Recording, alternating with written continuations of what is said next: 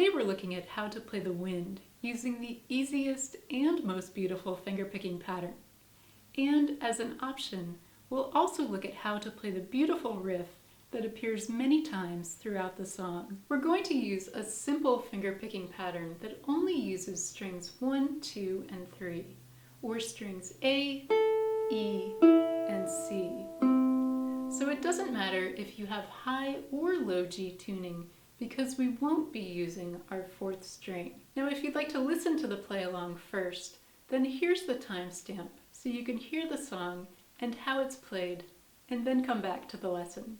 Now let's take a look at the easiest way to fingerpick this song.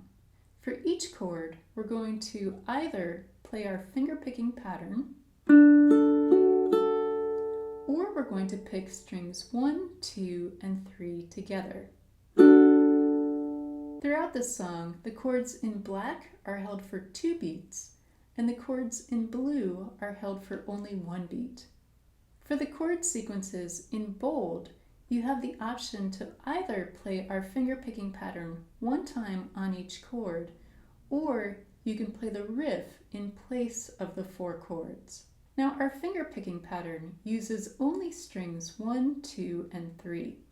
We're not going to use our 4th string, which makes it a bit easier to form our chord shapes. So starting at the beginning of verse 1, we have a D chord, and here I'm using my index and middle fingers on the 2nd fret of strings 2 and 3. And here's our fingerpicking pattern at a slow tempo. We're starting on the 3rd string with our thumb, then the 1st string with our middle finger, 2nd string with our index finger, and back to the 1st string with our middle finger. Another option for your picking hand is to use only your thumb and index fingers. So thumb, index, thumb, index. Now I prefer to use my thumb, index, and middle fingers because it makes it a bit easier for me to transition back and forth between our fingerpicking pattern and the riff that we'll get to in the next section. But feel free to use whichever fingers on your picking hand are most comfortable to you. Now this pattern covers 2 beats, and the rhythm is 1 and 2 and. Bringing this pattern up to the tempo of this song sounds like this.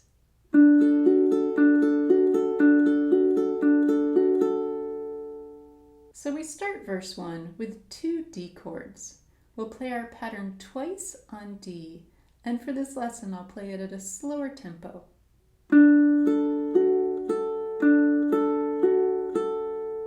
Then we form our G chord, placing our index and middle fingers on the 2nd fret of strings 3 and 1, and our ring finger on the 3rd fret of the 2nd string.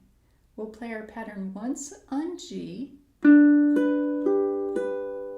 then we go to A7, moving our index finger to the 1st fret of the 3rd string. We'll play our pattern once on A7, and then we repeat that chord sequence at the end of line 1, D, D, G, and A7. Line 2 is played the same way as line 1, and when we get to line 3, we'll play our pattern 1 time on G, then 1 time on A, which is played the same way as A7 since we're not using our 4th string. And our next 2 chords in blue are held for only 1 beat each. So we're going to pick strings 1, 2, and 3 on G, then strings 1, 2, and 3 on A, and then for our D chord, which is held for 2 beats, you can either play the pattern, or you can pick all 3 strings for the count of 2 beats. I prefer this option because it's a nice sequence to pick all 3 strings on G, A, and D. So here's how we count line 3 at a slow tempo. 1, 2, 1, 2, 1, 2, 1, 2. In line 4, we're going back and forth between our E minor and G chords. So to form E minor, first we're going to form our G chord, and then we'll place our pinky down on the 4th fret of the 3rd string. This makes it very easy to go back and forth from E minor to G by simply lifting up our pinky and placing it back down. So we'll play our pattern once on E minor, then once on G, once again on E minor, and again on G, and then we move to A7. In line 5, we're starting off with a G chord that's held for only 1 beat. So one way we can play this is to form our G chord and pick strings 1, 2, and 3 together. But the way I prefer to play this is to play half of our finger picking pattern. And this is because we've just come from our A7 chord. So we can play part of our G chord by placing down our middle and ring fingers on the 3rd and 1st strings to play strings 3 and 1. Then we can lift them back up again to go right into our full pattern on A. Our next 3 chords will play the same way as the final 3 chords in line 3. So we'll pick our G chord for 1 beat, our A chord for 1 beat, and then our D chord for 2 beats. Now line 5 is a bit tricky to count because it has an odd number of beats. It has 7 total beats, whereas the rest of our lines all have an even number of beats. So starting on our G chord, we'll count 1 beat for G, and then after that we'll count 1, 2, 1, 2, 1, 2 for a total of 7 beats. So here's how we count this line at a slow tempo. 1, 1, 2, 1, 2, 1, 2.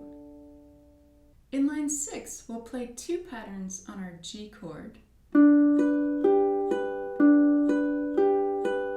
And then we have 2 chords in blue. E minor, we're going to pick all 3 strings for 1 beat. And then on our A chord, we'll also pick all 3 strings for 1 beat. And then for the rest of the chords in this line, we'll play 1 pattern on each chord. The second verse is played almost the same way as the first. There are only 2 slight differences. The first is that we're going to pause for a second at the end of line 5. So at the end of line 5, we'll play our G, A, and D chords, and here we'll pause for a second before moving into our final line. The second difference is at the end of line 6, we have an additional D chord to end the song. And here you can either pick 1 full pattern, or to give it more of a sweet ending, I like to pick strings 3, 2, and 1. If you're enjoying this lesson, please give this video a thumbs up. And if you're new to my channel, then welcome. I'm Lara. I'm a musician, a composer, and a ukulele teacher, and I have lots of song tutorials and arrangements for you to explore on my channel. If you'd like to download the song sheet for The Wind, including the lyrics, chords, pattern, and tabs, you can do so from my Patreon page, along with my songbook, which includes all of the songs that I've shared on my channel. Now let's take a look at the optional riff that you can use throughout this song wherever you see the chords D, D, G, and A7 in bold. Here's how we count the rhythm of this riff. 1 and 2 and 3 and 4 and 1 and 2 and 3 and 4 and. We're starting with our index and middle fingers on the 2nd fret of strings 2 and 3. We'll pick strings 3, 1, 2, 3, and then we'll place place our ring finger on the 3rd fret of the 2nd string.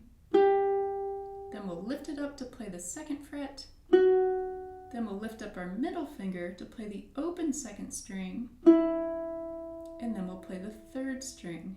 In the 2nd measure, we'll pick the open 2nd string, then the 3rd string, back to the open 2nd string, back to the 3rd string again, and for our last 2 notes, we'll slide our index finger back to the 1st fret of the 3rd string, and then back to the 2nd fret. Now when you play this riff throughout the song, it's always going to be followed by either another riff or our pattern on a D chord or a G chord. So the first note following this riff is always going to be the 2nd fret of the 3rd string. Now because we've just picked that note, at the end of the riff, we don't need to pick it again at the beginning of the next riff or at the beginning of the next pattern. So for example, if we play the riff leading into our pattern on a D chord, we'll just have one extra half beat on that first note. So here's how this would sound.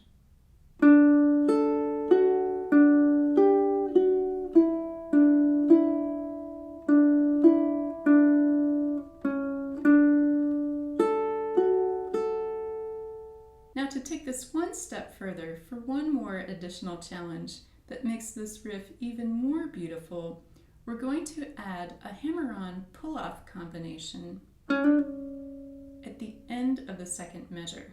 For this variation, we'll pick the 3rd string with our index finger on the 1st fret, and we're going to hammer onto the 2nd fret and then pull off. So here's how the riff sounds with the variation at a slow tempo.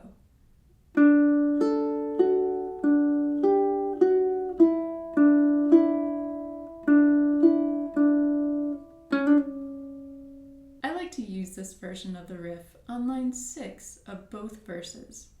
And here, after the pull-off, our final note in this riff is the 1st fret of the 3rd string. So moving into the next riff or the next pattern, you will go ahead and pick the 2nd fret of the 3rd string. So to clarify the differences, moving on from each riff, the first riff ends on the 2nd fret of the 3rd string, and we're not going to pick this note again at the beginning of the next pattern or the next riff.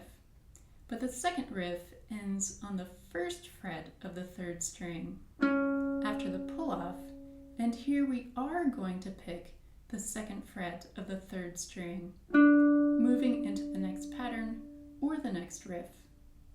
Next, we're moving into our play-along, where I'll play and sing through the entire song, just as we've covered in this lesson, applying our finger-picking pattern and the optional riffs.